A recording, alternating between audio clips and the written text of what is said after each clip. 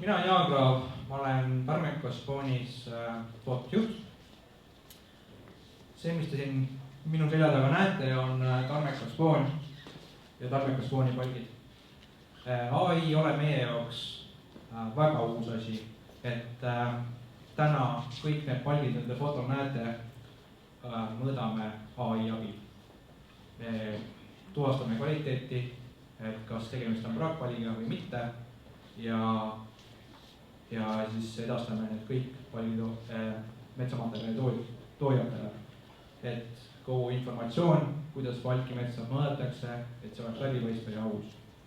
Aga see ei ole tegelikult see, millest ma rääkida tahtsin.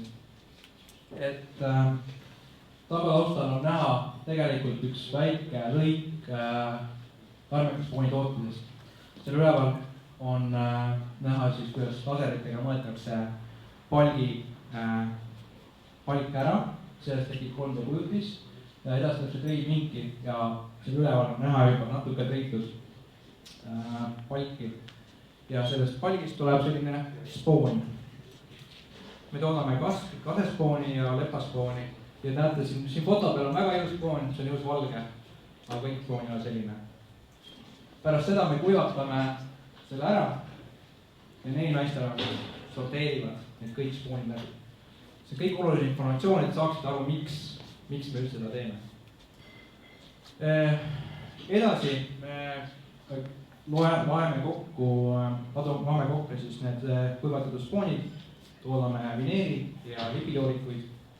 Ehk siis meil on täna robotid, mis lõikavad siis vineeridoorikuid pooleks. Edasi läheb see liin, need samad toorikud lähevad siis ribastusliini, mis lõikab siis juppideks, selle siis läheb freesi, kus siis toimub sorteerimine käsitsi. Ja edasi läheb siis klannetusliini, kus tehakse voodipõhjad, mis läheb igale müügiks näiteks. Aga probleem, mida me hakkasime lahendama AI maratonil, oli see, et seal olid omad sümptomid. Kui me algselt hakkasime mõtlema, et miks me üldse tahtsime arendada ühte liini paremaks. Meil oli koostööliin, mille tootlikkus ei vasta meie ootustele. Seal ei tulnud piisavalt materjali läbi, paraku seal tooret, mis sinna läks, sinna tuli väga palju jällegi peale. Sümptomid, mida me tuvastasime, oli see, et kuivatusmaht oli meil väike.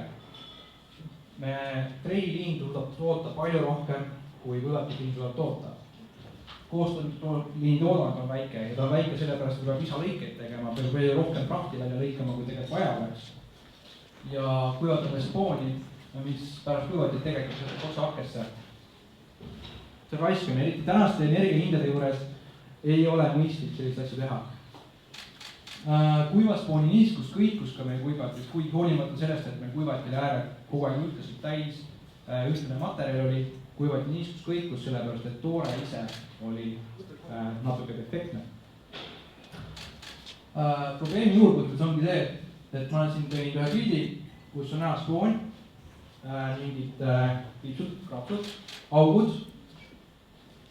Täna me ei hinda, kuidas me lõikame selle spooni mõõtu, vaid meil on kiljotiin, mis teeb rolli tööta, lõikab kõik tükid ühesuguseks.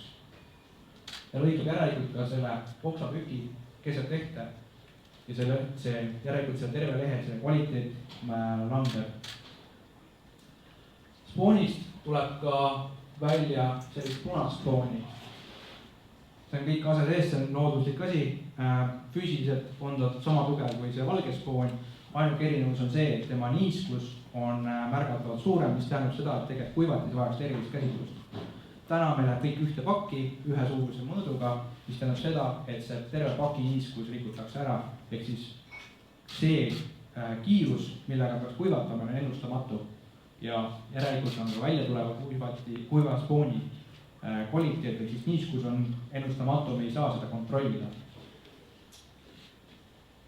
Tänane olukord ongi see, nagu enne kirjeldasin, et me lõikame kõik tükid täpselt ühesuguseks.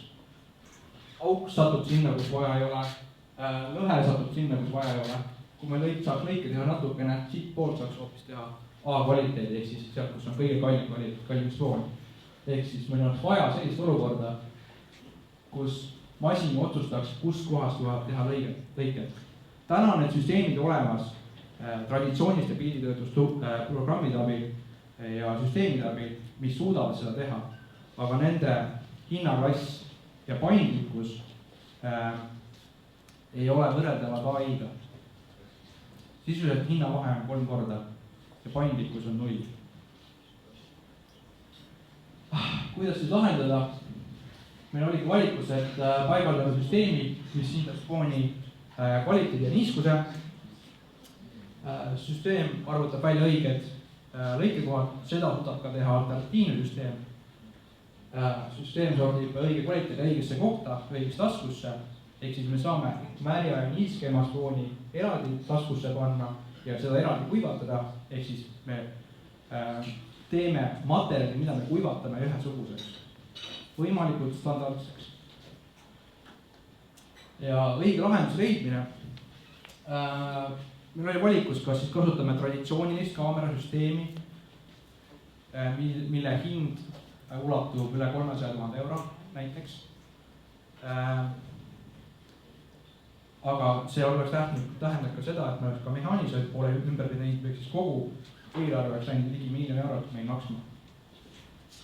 Või siis võtame AI-põhise kaamerasüsteemi, mida me saame on the fly muuta. Meil tekib uus defekt, mida me näiteks ei taha toote sisse saada, siis me saame seda väga kiiresti õpetada, et ära seda võta sisse. Näed, siin on need pildi näidised, neid me ei taha sisse saada ja siis kaamerasüsteem suudab aru saada, kuhu see tegelikult peaks panna. Mis puutub partneri leidmisse, siis selle puhul meil oli tegelikult natuke lihtne. Et me leidsime partneriks enda Liinest OÜ, kes on varasemalt erinevatel hangetel koos meiega osalenud ja üritanud meie probleeme lahendada, kuigi toona ei olnud neid kaamerasüsteeme nii häid. Liinestel õnnestus aga meile kuidagi siis pallivõtmise süsteem maha müüa ja see isegi normaalselt ja usaldusväärselt tööle saada. Ja siis tuligi järgmised mõtted, et kus saaks edasi asja arendada.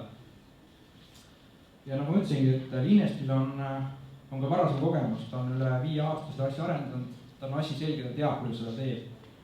Et selles mõttes väga palju partneri leidmise koha pealt mõtlema ei pidanud. Mis puutub eelarvesse, siis me jagasime selle 2 etappi, üks on siis AI paigaldus, kus siis kaamera paigaldatakse spooni mõõtma, ehk siis tuvastab sisuliselt miljoneid pilte ja saab füüsiliselt õpetada selgeks, mis defekte ta peab ära tundma ja kuidas siis arvutada selle ümber. Ja teine etapp on siis, et me saaks seda tarkust ka kasutada ja siis selle treenimis- ja sorteerimisliini ümber ehitama, et lisama taskuid, natuke konveiereid paremaks tegema, uue parema ja kiirema giljotini paigaldama ja nii edasi. Et see kõik annab meile selle, et me saaksime parema tulemuse. Mis me loodame sellest saada? Me loodame saada, et Trailin suudab seetõttu 25% rohkem toota, sellepärast et giljotin, mis seda mõõtu lõikab, on kiirem. Mis omakorda see annab, me saame kokku hoida ka tööjõus. Meil on potentsiaalne võimalus, et me jätame ühe vahetuse treenimises ära. Me hoiame selle elektri- ja diiselkütuse kokku seetõttu, et me ei pea seda energiat kulutama selleks. Kuivati töötab endiselt täismahus. Kõige tähtsam ongi see, et kuivati ei jääks seisma. Aga see võimalus, ehk siis meil on sisuliselt 3 töökohta sealt, mida me saaksime justkui nagu kokku hoida. Alternatiiv on see, et me peaksime paigaldama uue kuivati ja saaksime laieneda ja nii edasi. Me saame esimese kvaliteedi hulka tõsta ligikaudu 3%, siis see, et me lõikame õigest kohast selle spooni jääb katki. Et me lõikame selle defekti välja, saame õige spooni, see aitab meil 3% ja see aitab meil ka kasumit, see toob kogu projekti kasumlikkuse. Kuivati tootlikkus on kuskil 10–13% seetõttu, me kas tõsta, et me lõikame välja rämpsu ja me kuivatame õige kiirusega õige spooni. Koostamisliini tootlikkus kasvab seetõttu, et ega lisalõikeid tegema, palju vähem peab rämpsu lõikama, see õiget spooni saab korra kokku lõigata, sellega kasvab ligi 37%. Ja käive kogu selle projekti lõppedes on loodetavasti saada kuskil 15% keelt juurde. ja siin on ajaplaan. kui kõik hästi läheb, siis loodame läheb ka täide. ja tänud!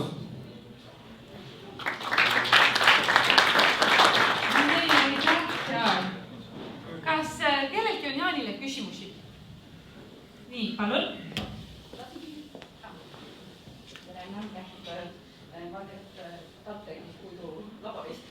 Tahtsin kiita, et puit on üsna nagu kvaliteedipoolt ebastabiilne, seal on nagu oksad, muru, asjad, et kui palju seda AI-d õpetama peate, et teile teikaks seda või teil on lihtsalt efekte, mida te defineerite? Ei, meil on pigem see, et AI vajab kusagil 30 000 pilti defekti kohta. Mõnda defekti esineb harvem, mõnda defekti, ehk siis mõne defekti kogumiseks peab pisut vähem aega kulutama, mõne defekti jaoks on piisab mõnest tunnist, on sul kogu defekti kogus olemas, näiteks lõhed või siis oksaaugud. Kas vastasin nüüd või? Ja neid oksaauge ka nagu mitu sorti. Ja täpselt, aga see ongi see on esialgu see nii-öelda manuaalne töö, et sa õpetad, et see on see oksaauk, mida me tegelikult ei taha. Või siis see oksauk sobib näiteks sellesse kvaliteedikassi.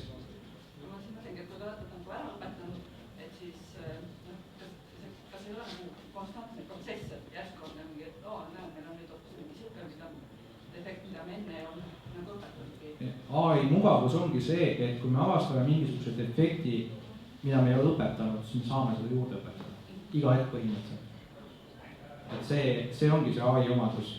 Kui on näiteks traditsiooniline pildituvastuspool, siis me, kui sa midagi selgeks õpetanud, siis selle uuesti õpetamine võib osutuda keeruliseks. Et seal on väga kindlad piirid ees. Toon näiteks, puidul on olemas selline nagu on kambium, ehk siis see on see koorealune ja puiduvaheline osa. Seda liimimisprotsessis kasutada saades, see on justkui vahel kaotud, see sealt liimi jääb nahku lihtsalt. Ja praegu olevate testide põhjal näiteks traditsioonilised kaamerasüsteemid ei suuda kambiumit tuvastada, aga AI suudab. No nii, kellelgi veel küsimusi? Nii, palun. Mis see eeldav arendusinvesteerimine on? Etapp 1 on kusagil 100 000 eurot. See on siis AI õpetamine, AI kaamera paigaldus ja defektide tuvastamine. Ja sinna otsa läheb kusagil 450 000 eurot veel automaatika ja mehaanismi ümberehitus. Enamus on sellest automaatika ümberehitus, sellest, et meie treiliin, mida see pilti nägid, see põhitreiliini raam saab varsti 100 aastaseks. Kuigi jah, siin järjest jupikesi juurde pandud, et kunas tegelikult on originaal, et sellega võiks hinnata. No nii, veel küsimusi kellelgi? Igal juhul Jaan, suur aitäh, et te võtsite üldse vaevaks sinna arendusmaratonile selle projektiga välja tulla ja tõesti see ka väga hästi ära teha, planeerida ja teistigi inspireerida. Nii et Jaan jääb sutsukeseks, ma loodan meiega siia ja kes tahab, saab veel tema käest rohkem küsida. Jaan, suur aitäh sulle selline part meie poolt. Aitäh!